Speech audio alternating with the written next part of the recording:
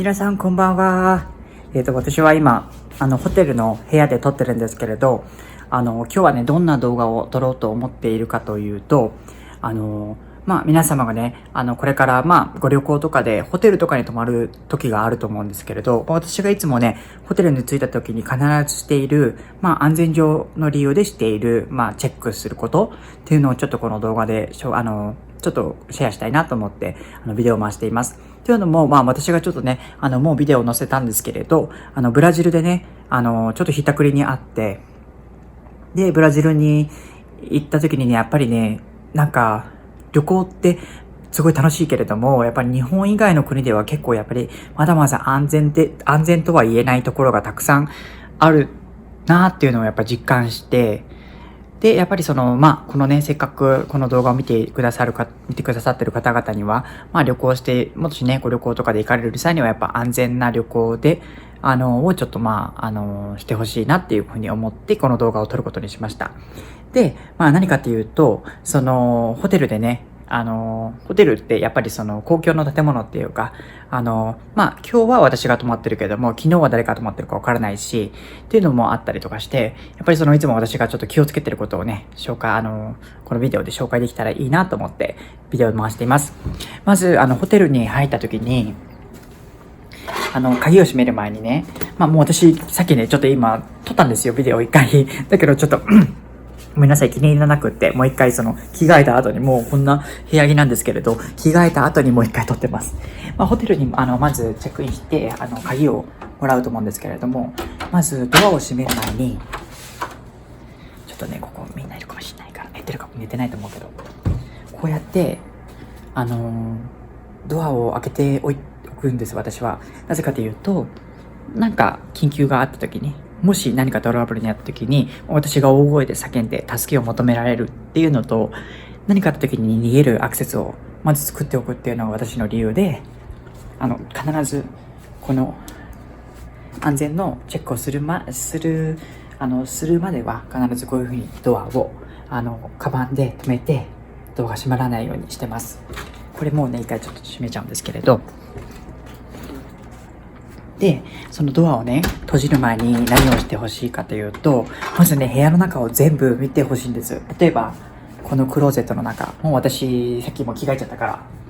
制服とか、私の制服たちがもう並んでいるけれども、この中に誰もいないかどうか。で、シャワールームに入った時に、シャワーカーテンの後ろにも、誰もいませんよねっていうこと。で、ベッドの下、もうね、あらゆる人という私たちの人間の体が入れそうなところは一応私全部一通り通すんです。これはベッドの足がついてないタイプなんで、さすがにこの中にこんにちはって人はいないと思うんですけれど、そう一応いないかどうか、あとカーテンの後ろ、このカーテンの後ろにも人がいないよねって、これで今言ったらびっくりするけど、そういないかどうかを確認します。で、これ確認し終わった後にやっと私はこのドアを閉じます。で、閉じた後に必ずこの、鍵もそうなんですけれど、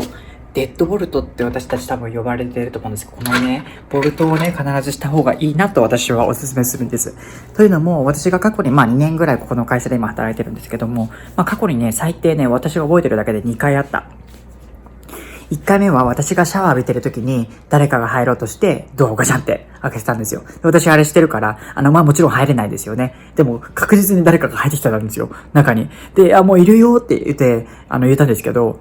間違いかもしれないし、わからないんですけれども、一回シャワー浴びてる時にあって、よかったーと思ってこれ閉めてて、シャワーもうすっぽんぽんだから、よかったって思ったのと、あと一回ね、どっかでね、多分数ヶ月前、結構これは最近なんですけども、朝方寝てたら誰かがドアを開けてました。ガチャンって。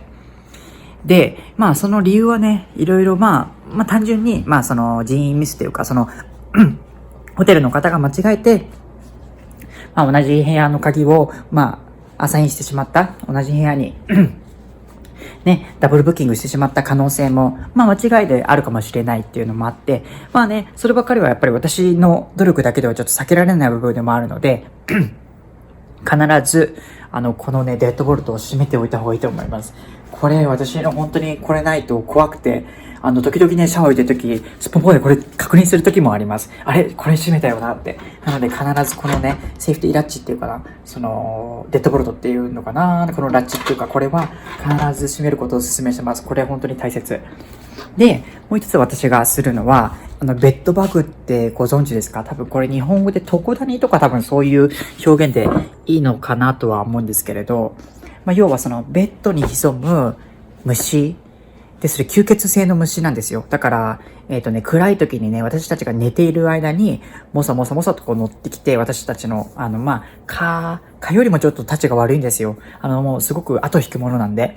なので、それを確認します。ベッドバグってアメリカで言われてて、結構アメリカのホテルでは、ないことはないみたいなんです。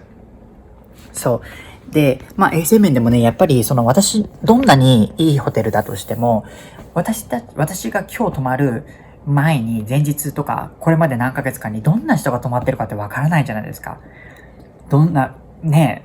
人が泊まってるかってわからない。どんな生活をしてる方が泊まってるかってわからないじゃないですか。なので、でね、床谷かなって言われるのかな、そのベッドバグっていうのは、もう、伝説っていうかね、渡り歩いていく遊牧民族みたいな感じなんですよ。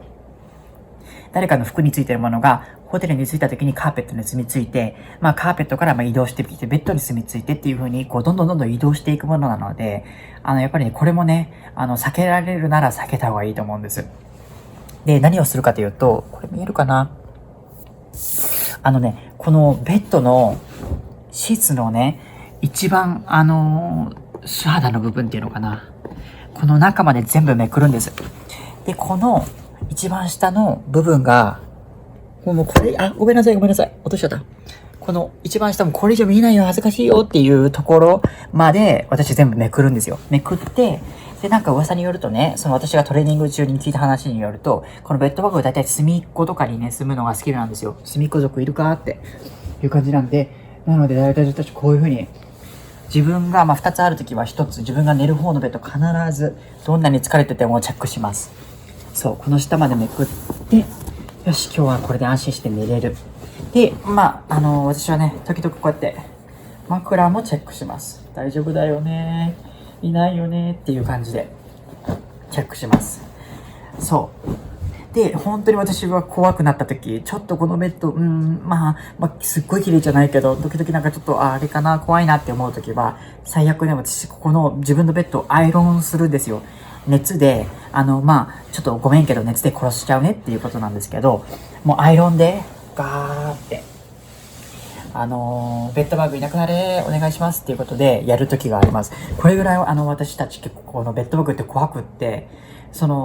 っとね、もう布っていうか布製品のものにずっと住み着くらしいんですよ。だから、もう一つね、気をつけたいのも、カバン、スーツケースは、ちょっと今床に置いちゃってるけど、なるべく、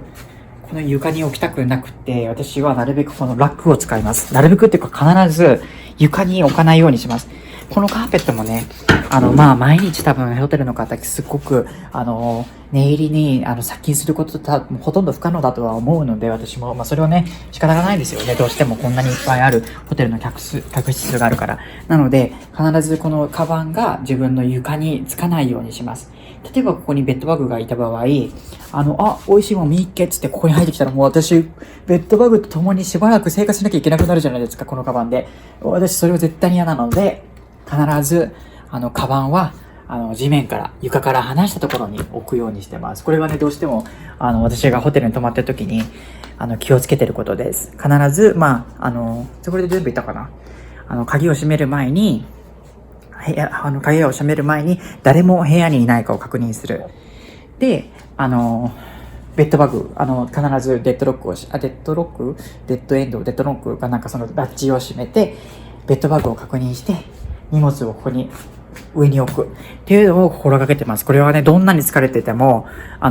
ずチェックします。自分の身を守るために。ちょっとね、いつも念頭に置いてるのは、やっぱり最悪自分の部屋じゃないから、このホテルの鍵って、持とうと思えば最悪他の人が持てると思うんです。例えばホテルのスタッフの方とかも、間違えてアサインしちゃうこともあるかもしれないし、何かの時のためにね、誰かが必ずアクセス、必ずっていうか、アクセスしようと思えばできる環境ではあるとは思うので、なので、やっぱり気をつけすぎるに越したことはないと思うんです。ホテルの滞在って。ある種すごくね、快適に過ごしたいところではあるんですが、どこかちょっと念頭に、あくまでもこれは誰かの、ホテルであるので、誰かが入ってくることとか、他の人が昨日泊まってたっていうことをちょっと考えながら、行動するようにしてます。これぐらいかな。ちょっとこれがね、皆様の旅行とかの、今後の旅行のね、安全な旅行のための参考になればいいなと思って、この動画を撮ってみました。